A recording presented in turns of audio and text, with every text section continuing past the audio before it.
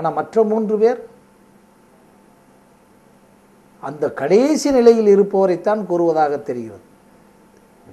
அப்போ அப்படிப்பட்ட ஒரு இலக்கணம் உள்ளவர் தான் ஜீவன் முக்தர் என்று கூறுகிறது.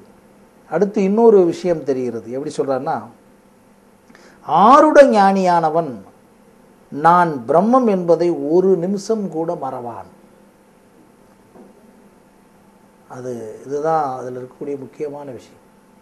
ஆருட ஞானி என்பவர் அந்த ஞானத்திலே முழுமை பெற்ற ஒரு ஞானி என்பவர், ஜீவன் முக்தனாக இருப்பவர். தான் பிரம்மம் என்பதை ஒரு நிமிடம் கூட மறவான் என்றால் என்னவென்றால், பிரம்மத்தினுடைய ரகசியத்தை நாம் புரிந்து கொண்டிருக்கிறோம். அதுவும் என்ன இந்த உலகத்தை படைத்ததாக நம்முடைய ஆன்மீக உணர்வுகளோடையே நாம் சிந்திப்போம். அதிலிருந்து வந்த ஒரு பிம்பம் நான், அதுதான் நான், தத்துவமசி. அப்போ நான் அது அது அது எப்படி இயற்றுகிறதோ, இயற்கை அதனுடைய பிம்பமாக இருக்கக்கூடிய இயற்கையினுடைய ரகசியங்கள் எப்படி நடக்கின்றதோ அந்த ரகசியப்படியே நான் இருப்பேன். அந்த பிரம்மமாகவே, பிரம்மத்தினுடைய உணர்வோடையே தான் இருப்பேன் என்று கூறுவதற்கு காரணம், பிரம்மம் என்பது எப்போதும் எதுவும் மற்று இயங்கிக் கொண்டே, மற்றவர்களை இயக்கிக் கொண்டே, இயங்காமல் இயங்கிக் கொண்டே இருக்கக்கூடிய மிகப்பெரிய ரகசியமானது அது. எதுவும் மற்று முதல் கேரக்டர், இயங்கிக் கொண்டே 2வது கேரக்டர், மற்றவர் கொண்டே 3வது கேரக்டர், இயங்காமல் இயக்கிக் கொண்டே, இயங்கிக் கொண்டே. வச்சு பாருங்க, இவ்வளவு கேரக்டர் உள்ளதான் பிரம்மம் அஸ்பர் ஸ்பிரிச்சுவல் டிக்ஷனரி. எதுவும் மற்ற என்பதில் ரொம்ப வடிக்கோடு இருந்தோம். அப்போ அப்படி இயக்கக்கூடிய ஒரு ஒரு ஒரு உணர்வை பற்றி உணர்ந்த ஜீவன் முக்தர் ஞானி தானும் இதே மாதிரி கேரக்டரோடு இயங்க வேண்டும் என்ற நினைப்போடு இருக்கிறதை தவிர அதிலிருந்து விலகி விடுவதில்லை. அப்பத்தான் சொல்றோம், நம்ம உதாரணத்துக்கு காற்றை பார்த்து கொள்ளுங்கள், சூரியனை பார்த்து கொள்ளுங்கள், நமக்கு நேரடியான பிம்பங்கள். அது இயங்குவது ஒரு பூமியினுடைய சுழற்சியை செய்து, அது மாதிரி இந்த நிலைதான் அது. அப்படி வர முடியுமா? அப்படி இருப்பாராம். அதான் அடையாளம் சொல்கிறது. அப்படி எந்த நிமிடமும் எந்த நொடியிலும் மறவாமல் தான் ஒரு பிரம்மமாகவே இருப்பார் என்று சொல்றார். அடுத்து இன்னொரு இடத்துல இலக்கணம் சொல்றார், உலகத்திலுள்ள அஞ்ஞானிகள் முழுமையும் சத்தியம் என்று நம்பியிருக்கிற சீவேஜ்வர சகத்தை பொய் என்று ஞானி ஒருவனே அறிந்து துணிந்திருக்கிறான் என்பதை உணர வேண்டும். இதில் என்ன விஷயம்னா, உலகத்தில் இப்போ ஞானி, ஜீவன் முக்தர் வெர்சஸ் அஞ்ஞானி என்று பிரித்து விடுகிறோம். ஆனால் அஞ்ஞானிகள் எல்லோருமே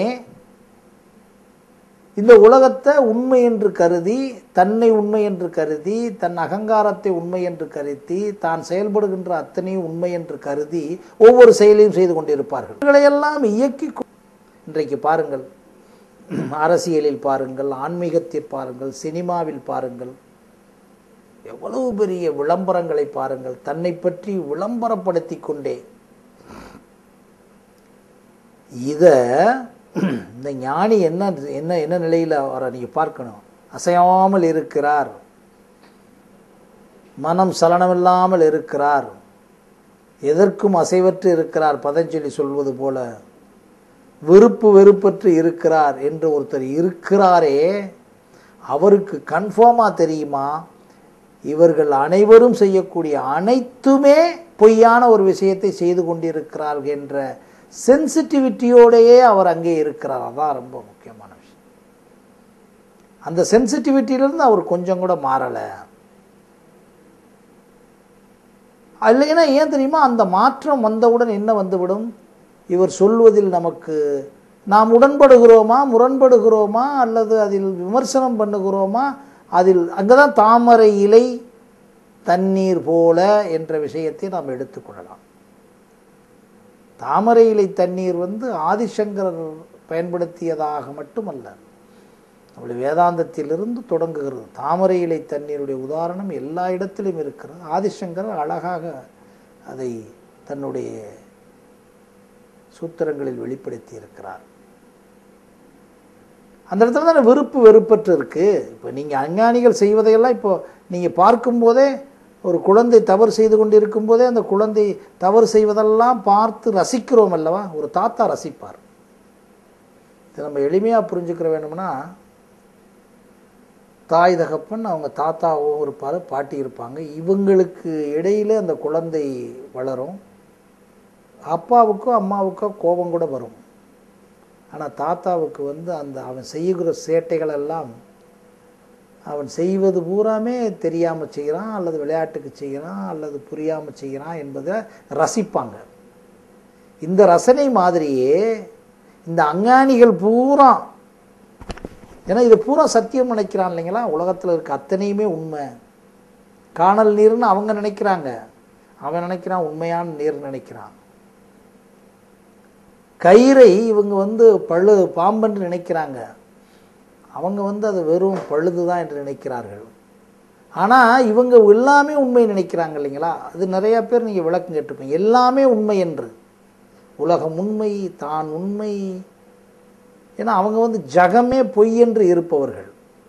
கொஞ்சம் டிஃப்ரென்ஸ் மட்டும் தெரிஞ்சுக்கோங்க ஐயா. நீங்கள் விளக்கம் புரிந்தவர்களுக்கு இன்னும் கொஞ்சம் நன்றாக இருக்கும். இதை கேட்டவர்கள் எங்களுக்கும் விளக்கம் சொல்வதற்கு நாங்கள் உங்களோடு பகிர்ந்து கொள்கிறோம். ஆனால் அந்த ஞானிக்கு 100% தெரியுமா, இவர்கள் எல்லாமே பொய் என்று நம்பிக்கொண்டு செய்து கொண்டிருக்கார், பரவாயில்லை செய்யுங்கள் என்று சும்மா இரு சொல்லர் அங்கே தான் வருதுன்னு நான் நினைக்கிறேன்.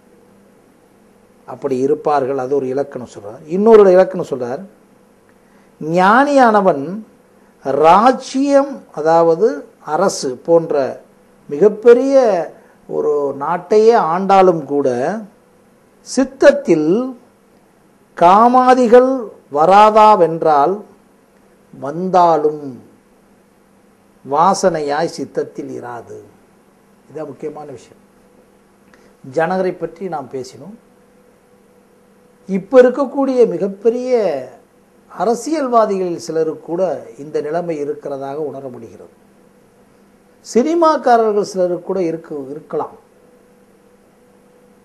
இப்போ இந்த மாதிரியெல்லாம் இருக்கக்கூடிய ஞானத்தில் இருக்கவங்க, அரசையே ஆட்சி செய்கிறவங்கன்னா பாருங்களேன், ஒரு ஹெவியஸ்ட் அட்மினிஸ்ட்ரேட்டிவ் ஃபிலாசபி உள்ளவங்க எவ்வளோ ஒர்க் பண்ணணும். அப்படி ஒர்க் பண்ணிக்கிட்டு இருக்கவங்களுக்கு கூட அப்போ இப்படி ஒர்க் பண்ணும்போது எப்படிங்க அவங்களுடைய அறிவில் இந்த மாதிரி ஒரு காமகுரோத விஷயங்கள் எல்லாம் அல்லது மற்ற எல்லா விஷயங்களும் உள்ளே ஏறாதான்னு நீங்கள் கேட்கிட்டீங்கன்னா,